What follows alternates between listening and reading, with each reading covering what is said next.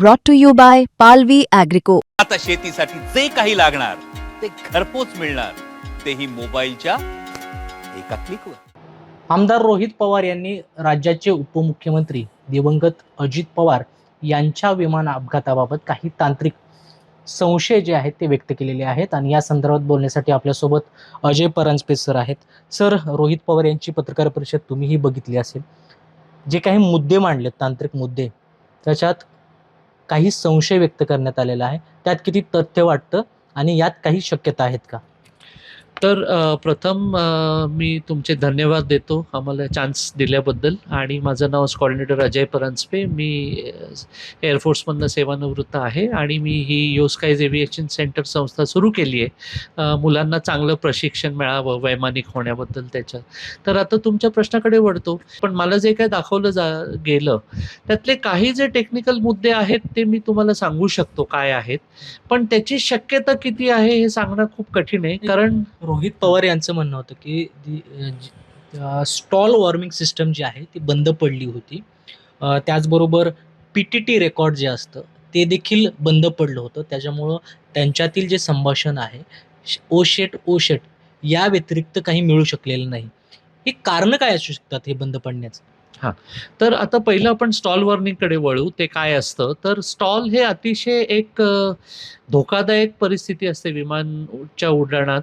तर त्याच्यामध्ये जर तुमची लिफ्ट खूप लवकर कमी झाली, म्हणजे तुमचा अँगल वाढत चाललाय, तुम्हाला अजून उंच जायचंय, एका ठराविक अँगलच्या पुढे अचानक ती लिफ्ट अचानक कमी होते आणि विमानाचं नाक खाली जाऊन ते जमिनीकडे पडायला लागतं. त्याला स्टॉल म्हटलं जातं.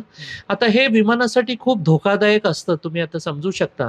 आणि त्याच्यात जर विमान खूप उंच असेल तरी त्याला रिकवर व्हायला वेळ मिळतो, पण विमान जमिनीच्या अगदी जवळ असेल आणि ते पडायला लागलं तर तेवढा वेळ मिळणार नाही, कारण सगळं सेकंदाचा खेळ असतो विमानाच्या ह्याच्यात. तर ही परिस्थिती निर्माण होण्याच्या आधी एक सिस्टम असते जी पायलटला सांगते की आता स्टॉल होणार आहे.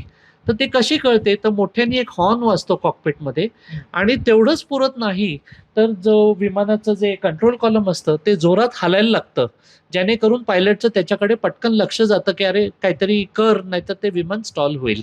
तर ही स्टॉल वॉर्निंग ह्याच्यासाठी वापरली जाते. आता ती चालू नाहीये, नव्हती असं म्हणणं जातं. खऱ्या विमानात असं होत नाही, कारण ही एक फार महत्त्वाची सिस्टम आहे आणि पायलट आणि टेक्निकल टीम हे चेक करतं की ती स्टॉल वॉर्निंग सिस्टम चालू आहे का नाही. त्याशिवाय खरं तर विमानाला मुळात मुद्दा असा आहे की ते खाजगी विमान आहे आणि ते म्हणजे उड्डाण घेण्याच्या अगोदर त्याची तपासणी करणं गरजेचं असतं. असं होऊ शकतं का की ऐनवेळी ते बंद पडलं किंवा आधीच बंद होतं? ऐनवेळी बंद पडू शकतं, कारण शेवटी ते मशीन आहे. पण साधारण जायच्या आधी हे बंद असेल असं मला वाटत नाही, कारण त्यातल्या त्यात जे सर्वात महत्त्वाच्या गोष्टी आहेत विमानातल्या चेकमधलं, त्यातलं ही स्टॉल वॉर्निंग चेक करणं फार महत्त्वाची गोष्ट असते.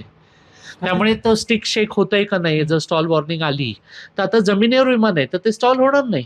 पण पायलटच्या चेकमध्ये असतं की बटन दाबलं की ते स्टॉल वॉर्निंग सिम्युलेट करतं आणि मग त्याची स्टिक हलतीये का, हॉर्न वाजतोय का, हे चेक केलं जातं. मुळात ज्यावेळेस विमान कोसळत होतं त्याआधी तेथील जे प्रत्यक्षदर्शी आहेत त्यांनी असं सांगितलं की विमानात काहीतरी बिघाड होता. फार वेगळ्या पद्धतीनं आवाज येत होता. त्यांचं असं म्हणणं होतं की अनेकदा त्यांच्या गावावरून ते विमान जायचे, इतर जे उद्योगपती असतील, अनेक नेते असतील, त्यावेळेस तो आवाज आला नव्हता, परंतु त्या दिवशी वेगळा आवाज आला होता. हे सांगू शकतो आपण, पण माझं असं मत आहे की जर काही सिरियस बिघाड असता, जेव्हा ते गावकऱ्यांच्या डोक्यावरनं विमान चाललं होतं, तर पायलटनी मेडे कॉल दिला असता, जो जो की ATCनी सांगितलं की मेडे कॉल नव्हता त्यावेळेला. तर माझा असा अंदाज आहे की बिघाड असला तरी मग तो सिरियस नसेल. आणि गावकऱ्यांच्या आवाजावरनं माझं तरी आपण 100% हे खात्री नाही करू शकत की विमानात निश्चितच बिघाड असेल. तो आता कमिटीच्या त्या डेटावरनं कळू शकेल नक्की. जर कुठलाही बिघाड असेल तर तो ब्लॅक बॉक्समध्ये नक्की येणार. मगाशी म्हटलात की एक एक सेकंदाला महत्त्व आहे. ज्यावेळेस अजित पवार यांचं विमान जे आहे ते बारामतीच्या एअरपोर्टवरती उतरणार होतं, त्याआधी ते 29 रनवेवरती उतरणार होतं. परंतु विमान रनवेवरती येण्याच्या आधी काही मिनिटं आधी 11 वरती रनवेवरती उतरण्याची परवानगी मागितली होती. यामध्ये गफलत होऊन काही घातपात होऊ शकतो का किंवा काही घोळ होऊ शकतो का? आता सर्वप्रथम मी 11 आणि 29चं महत्त्व सांगतो. तर आपलं जर सगळ्यांना आता कल्पना असेल, मॅग्नेटिक कंपस असतो ज्यांनी दिशा ओळखली जाते. तर ती नॉर्थ म्हणजे उत्तर ह्याला 0, पूर्व दिशेला 090, साऊथला 180 आणि पश्चिम दिशेला 270 असं सांगितलं जातं. तर आता रनवे कुठल्याही दिशेने असू शकतो, म्हणजे जेव्हा बनतो तर तो कुठल्या दिशेने आहे त्याची ओळख ह्या दिशेने ओळखली जाते. तर 11 ह्या बाबतीत अर्थ काय ते 110, कारण रनवेच्या दिशेला 3 डिजिट न वापरता 2च अंक वापरले जातात, पहिले 2 डावीकडनं. सो 11 म्हणजे खरं तर त्याची दिशा 110, म्हणजे 090 म्हणजे पूर्व आणि पूर्वच्या थोडं खाली 110. तर 110 आणि 100. तर जेव्हा ATC आणि पायलटमध्ये संभाषण होतं, तर मी कुठल्या दिशेने उतरू इच्छितो किंवा ATC सांगतो तू ह्या दिशेने उतर, कारण ह्या दिशेने रनवे चालू आहे. हे ती दिशा सांगण्यासाठी हे अंक वापरले जातात. आणि एक दिशा जर 11 असेल, तर जॉमेट्रिकली तुम्ही 180 डिग्री ॲड केले, तर ते 290 होतात. म्हणून नाही, त्याला परंतु मी 29. पुन्हा तो प्रश्न रिपीट करतो की ज्यावेळेस हे विमान उतरायचं होतं रनवेवरती त्यावेळेस ते 29 वरती उतरणार होतं, परंतु अपघात होण्याच्या अगोदर काही मिनिटं ते 11 वरती उतरण्याची परवानगी मागितली होती, ती दिली देखील होती. या दोन्हीमध्ये जो वेळ गेला याच्यामुळं तो अपघात होऊ शकतो का? काही घोळ होऊ शकतो का? माझ्या मते नाही होऊ शकत. माझा जो अनुभव सांगतो, की पायलटनी 110 का परवानगी मागितली? कारण तुम्ही जर मॅपवर बघितलं, तर ते विमान मुंबईकडनं येत होतं आणि मुंबईकडनं बारामतीला जाताना साधारण 110च्या आसपास त्याचं रीडिंग असतं. त्यामुळे उगीच गोल फिरण्याच्या ऐवजी पायलटनी त्याला त्याच दिशेने परवानगी मागितली 110नी उतरायला. आणि जेव्हा तो पुन्हा वर गेला, तेव्हा त्याला ATCनी सांगितलं, की तुम्हाला 29नी उतरायचं असेल उलट्या दिशेने, तरी तुम्हाला परवानगी आहे. म्हणजे थोडक्यात कुठल्याही दिशेने तुम्ही उतरू शकता. खरं तर ते जे जेट होतं, जे विमान होतं, त्याची व्हिजिबिलिटी 5,000 मीटरची असावी असं अधोरेखित आहे. तसा नियम आहे. परंतु त्या दिवशी 3,000 मीटरच होती. त्याच्यामुळं काही तांत्रिक गोष्टीमुळं हा अपघात होऊ शकतो का? काही संशय व्यक्त केला जाऊ शकतो का? संशय नाही मी म्हणणार, पण अपघाताचं कारण असू शकतं. कारण शेवटी रनवे जोपर्यंत डोळ्यांनी दिसत नाही नीट प्रकारे, कारण आपल्याला एक लक्षात घ्यायला पाहिजे त्याची मनस्थिती. तो साधारण 160 ते 170च्या वरच्या स्पीडनी किलोमीटर्स पर आवरच्या स्पीडनी चाललेला आहे. इतक्या वेगाच्या दिशेने जाताना त्याला रनवे जो स्थायिक आहे त्याचं त्याला नीट दिसल्याशिवाय त्याला कॉन्फिडन्स येत नाही उतरायचा.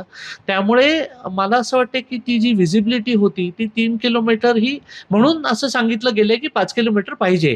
कारण आणि इथे 5 किलोमीटर का सांगितली गेली आहे? कारण त्याला खालचे ज्याला एड्स म्हणतात किंवा जी मदत केली जाते, की नीट दिसत नाहीये पण खालनं मला कळू शकतं ट्रान्समीटरद्वारा, की मी विमान जास्त वर आहे उतरवायला किंवा जास्त खाली आहे, डावी उजवी आहे. हे जे ILS ज्याला म्हटलं जातं, इन्स्ट्रुमेंट लँडिंग सिस्टम, ती सोय त्या रनवेला नाहीये. म्हणून असं तिथे सांगितलं जातं की 5 किलोमीटर तरी पाहिजे, म्हणजे तुम्ही रनवे नीट बघितल्याशिवाय उतरू शकणार नाही. परंतु त्यांना परवानगी दिली होती, ही मोठी चूक वाटते. नाही, कारण हा जो निर्णय असतो की मी उतरू शकतो का नाही, हा पायलटचा असतो. ATC फक्त सांगतं की रनवेवर काही नाहीये किंवा तिथे काही बाधा नाहीये, त्यामुळे मी तुम्हाला परमिशन देतो. परंतु नियम हा सांगतो की 5,000 मीटरची रेंज हवी बरोबर. व्हिजिबिलिटीसाठी, परंतु बरोबर. त्या ठिकाणी 3,000 मीटरची होती. हो. त्यामुळे ही चूक वाटते, मोठी चूक वाटते. पायलटची चूक म्हणजे तुम्ही लिगली बघितलं तर निश्चितच चूक आहे. कारण जर 5 किलोमीटर आहे तर ती 5 किलोमीटर असल्याशिवाय त्यांनी प्रयत्न करता कामा नाही. पण प्रॅक्टिकल सिच्युएशन ज्याच्यात मी पण कधी-कधी होतो, तेव्हा असं एक असू शकतं, की त्यांना उतरवायचं होतं VIPंना. त्यामुळे त्यांनी असं एक विचार केला असेल, की जोपर्यंत मी पोहोचीन तोपर्यंत कदाचित ऊन वर येऊन ती व्हिजिबिलिटी वर गेली असेल. एक अजून गोष्ट मी सांगू इच्छितो, की काही गोष्टी ह्या फिक्स्ड असतात. म्हणजे कंपासची रीडिंग त्याच्यात काही अंदाज नसतो. पण किती व्हिजिबिलिटी आहे त्याला काही टेप नाहीये मेजर करायला, की मी जाऊन टेप लावली आणि सांगितलं 3 आहे. हा डोळ्यांनी एक अंदाज घेतला जातो. त्यामुळे जर 1 किलोमीटर असती तर ती 5 किलोमीटरच्या खूप लांब आहे. व्हेअरएज 3 किलोमीटर ही 5च्या जवळ आहे. हे सगळे माझे अंदाज आहेत. लीगली विचारलं तर उतरता कामा नये. म्हणजे त्यांनी दुसरीकडे जायला हवं होतं. खाजगी विमान होतं, त्याच्यामध्ये पेट्रोल, घेऊन जाऊ शकतो का? कारण रोहित पवार जे आहेत त्यांनी असा एक संशय व्यक्त केला आहे की त्या विमानामध्ये 50 लिटरचा जो कॅन आहे पेट्रोलचा ते घेऊन जात होते असा संशय व्यक्त केला आहे. ते CCTV अंती स्पष्ट होईल. असं घेऊन जाऊ शकतो की अशा स्फोटक गोष्टी?